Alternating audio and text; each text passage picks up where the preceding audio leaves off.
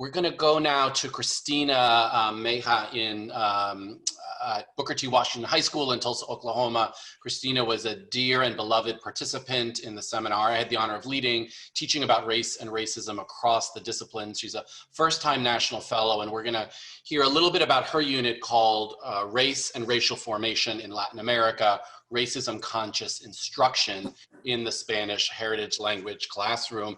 Cristina, welcome. Good morning, everyone. My name is Cristina Mejia, and again, I am a Spanish teacher at Booker T. Washington. Let me share my screen real quick. All right, so my unit is called Race and Racial Formation in Latin America. I do teach a Spanish heritage class, which is what I usually use this unit for. And I felt the timing for this seminar was really, it was perfect.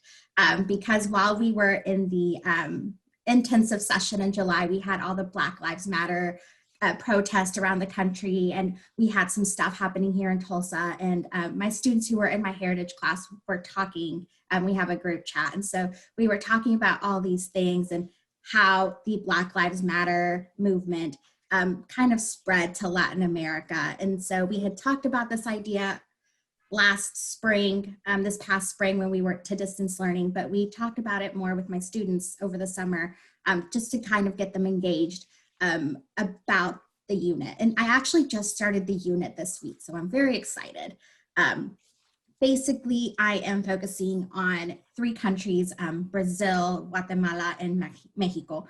And we are talking about racial formation in all 3 countries. And while I initially had done my unit to be in person, I ended up having to change a lot of it because of the way we are right now. And hopefully when we go back January 4th, hopefully by then we can implement some of the in-person stuff I had done in the unit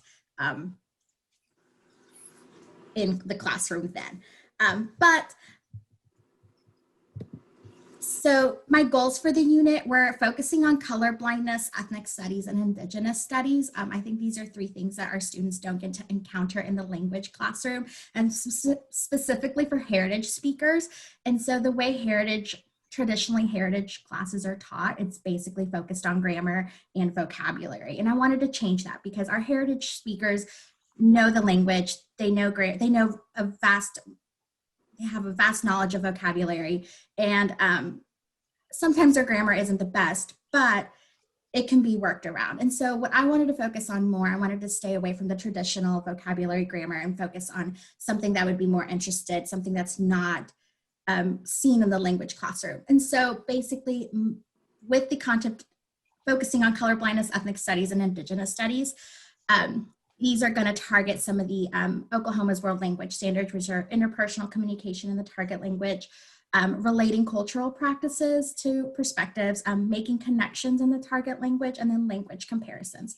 And the reason I think this is going to help them because they're already learning about race and racial formation in their U.S. history class. And so being able to make the connection of how race and racial formation are different in Latin America is what I wanted to do. I wanted to make a connection with their other core classes.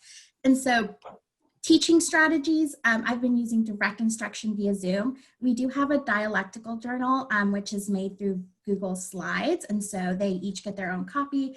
They get to edit it and just bring it back and I get to see it. And we started a whole class discussion this past week and it went really well. Their cameras were off, which was a little upsetting, but the discussion went great. They were very interested in learning more about race and race because they don't really encounter it. They don't see it because they don't see race as an issue in Latin America. And so we had to bring up, instances of blackface that happen on popular shows in Mexico. We brought up the attention of like indigenous visibility in the media, specifically in Mexico. And so the ideas are being presented to get them thinking more deeply about race and how it's just not an American issue. And so the activities, we are planning for a food day where we do get to explore food from Brazil that has African ties to it, or African, it's African food that brought to Brazil, basically. And so the idea is that there are African influences in Brazil, and I do want them to see that it's not Brazilian food, but it's African influenced Brazil. We are starting a Socratic seminar this upcoming week. We're going to do a fishbowl activity. Hopefully, I'm trying to figure out how to work it on Zoom, but hopefully it can work. And again, we're focusing on Guatemala and Mexico. And in Guatemala, we're reading a novel. We're not going to read the whole novel, but it's focusing on immigration and with the massacre that happened in the 80s with the indigenous people. And then in Mexico, we're focusing on the film Roma, which if you guys haven't watched, please take a look at it, and how it is a black and white movie, but it shows the difference between not just racial formation and racial identity, but also classism as well.